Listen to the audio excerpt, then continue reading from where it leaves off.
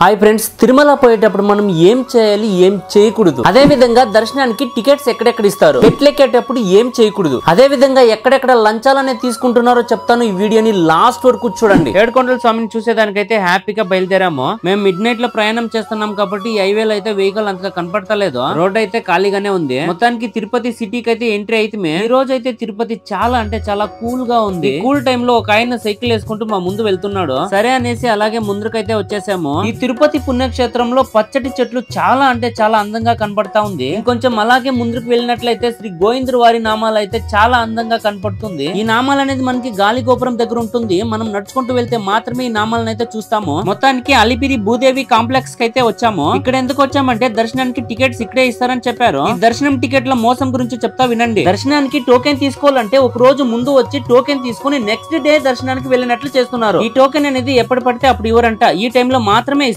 ఒకటి Tirupati central bus stand దగ్గర Srinivasam complex లో ఇస్తారు. 2 తిరుపతి రైల్వే స్టేషన్ లో విష్ణు నివాసంలో ఇస్తారు. 3 అలిపిరి బస్ స్టాండ్ దగ్గర భూదేవి కాంప్లెక్స్ లో ఇస్తారు. ఈ టోకెన్ తీసుకోవాలంటే ఖచ్చితంగా ఆధార్ కార్డ్ అనేది తీసుకువెళ్ళాలి. మీరేమైనా వెహికల్ లో కొండ మీద వెళ్ళాలంటే 4 o'clock మాత్రమే ఇక్కడ గేట్లు అనేది ఓపెన్ చేస్తారు. ముందుగా ఈ అలిపిరిలో గరుడు దేవుడు ఆశీస్సులు అయితే తీసుకోవాలి. ఈ వెహికల్ అంతా ఈ దూరం గుండానే కొండ మీదకి వెళ్తాయి. నేనైతే ఈ సతే నడుచుకుంటూ వెళ్ళాలని కొబ్బరికాయ చేతిలో పట్టుకుని క్యూలో అయితే వెయిట్ చేస్తూ ఉన్నాను. ఒక్కసారిగా గోయిందా అని కాలినడకన వెళ్లే భక్తులకైతే గేట్లు అయితే ఓపెన్ చేశారు. ఇంకా నడుచుకుంటూ మా ప్రయాణాన్ని మేము సాగిస్తా ఉన్నాము. ఇంకా కొబ్బరికాయ తీసుకున్నాను కాబట్టి ఇక్కడ కొబ్బరికాయ అయితే కొడుతునే ఇక్కడ మొదటి మెట్టు మీద గోయిందా అని చెప్పుకుంటూ కర్పూరం అయితే వెలిగించాను. ఆ ఏడుకొండల స్వామి దర్శనం కోసం అయితే ప్రతి మెట్టు ఎక్కి వెళ్తా ఉన్నాము. ఇంకొంచెం అలాగే నడుచుకుంటూ వెళ్తే మనకు రాజగోపురం అనేది ఎదురవుతుంది. ఆ ద్వారం గుండా మనం నడుచుకుంటూ వెళ్ళాలి. ఈ రాజగోపురాన్ని చూడడానికి చాలా అంటే చాలా బాగా కనపడుతుంది. ఇక్కడ నడుచుకుంటూ పోయేటప్పుడు చెకింగ్ అనేది చెక్ చేస్తారు. నడుచుకుంటూ వెళ్ళేటప్పుడు ఉడీస్ అంటే మంకీ క్యాప్స్ ఉన్నటువంటి సెటర్లు అయితే వేసుకోకూడదు. తర్వాత ఆల్కహాల్, బీడీ, సిగరెట్ వంటివి అస్సలు వదలరు. ఎందుకంటే తిరుమల పుణ్యక్షేత్రాన్ని స్వచ్ఛగా చూడాలనేది వీళ్ళ అభిప్రాయం. మీరు ఇక్కడ చూసినట్లయితే తిరుమల మెట్లెక్కి వెళ్ళడమే కష్టము అంటే ప్రతి మెట్టుకు పసుపు కుంకుమ అనేది పెట్టుకుంటూ వెళ్తుంటారు. గోవిందా అనుకుంటూ చాలా కష్టపడి మెట్లయితే ఎక్కి వెళ్తున్నాను. ఈ గోవిందుడు వారి నామాల గురించి ఇంతకు ముందే చెప్పాను కదా. ఈ అలిపిరి నుంచి చూస్తే కనపడేదే ఈ నామాలు. ఇంకొంచెం ముందు పోతే శ్రీ పరశురామావతారం శిల్పం ఉంది. మీరు ఇక్కడ చూసినట్లయితే ప్రతి స్తంభం పైన శ్రీ గోవిందుడు వారి నామస్మరామాలు అయితే ఇక్కడ ఉన్నాయి. ఇంకా అలాగే నడిచి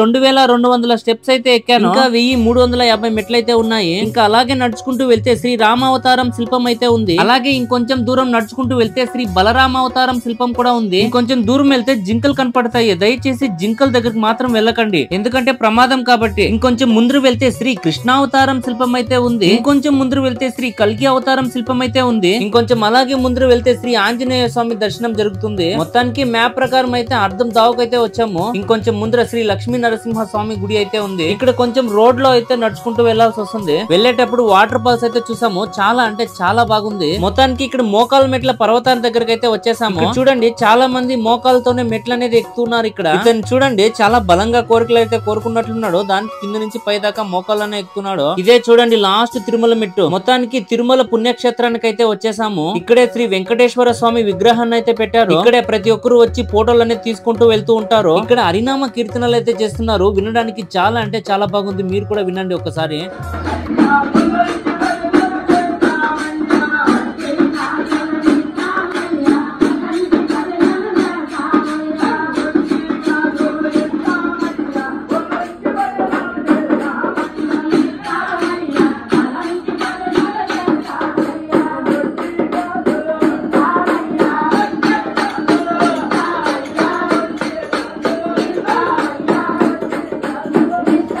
తిరుమల పుణ్యక్షేత్రాన్ని చూడడానికి 2 కళ్ళు అయితే సాల్తలేదండి. ఈ తిరుమల పుణ్యక్షేత్రాన్ని చూడగానే నా మనసు ధన్యమైపోయింది. మనం అనుకుంటే ఈ పుణ్యక్షేత్రానికి రాలేమండి. ఆ దేవుడి యొక్క ఆజ్ఞ ఉంటే మాత్రమే ఈ పుణ్యక్షేత్రానికి వస్తామండి. ఈ కోనేరులో స్నానం చేసుకుని దర్శనం కోసం అయితే క్యూలో అయితే వెళ్ళాము. ఓం నమో వెంకటేశాయ. నాకు ఎక్స్పెక్టెడ్ దర్శనం టైం వచ్చేసిందని 20 అవర్లు ఉంది. ఇక్కడ ప్రతి ఒక్కరు గోయిందా గోయిందా అనుకుంటూ క్యూలో అయితే వెళ్తూనే ఉన్నాము. అలాగే క్యూలో ఇంకొంచెం దూరం వచ్చిన తర్వాత కంపార్ట్మెంట్ లోకి అయితే వదిలారు. ఈ కంపార్ట్మెంట్ టీవీలో అయితే శ్రీ వెంకటేశ్వర స్వామి కీర్తనలు అయితే వస్తూ ఉన్నాయి. ఇక్కడ వరకు మాత్రమే మొబైల్ అనేది తీసుకురాగలము. ఇంకా ముందు తీసుకోపోలేము. ఇంకా మొబైల్ సబ్మిట్ చేద్దామని వెళ్తే అక్కడ డబ్బులు అడిగారు. పోతే గుండు కొట్టే దగ్గర కూడా డబ్బులు అనేది అడిగారు. అన్ని విధాలుగా చూసుకుని శ్రీ వెంకటేశ్వర స్వామి దర్శనం అయితే బాగా జరిగింది. అదే విధంగా ఈ వీడియో మీకు నచ్చిందని అనుకుంటున్నాను. ఈ వీడియో నచ్చినట్లయితే లైక్ చేసి ప్రతి ఒక్కరికి షేర్ చేయండి.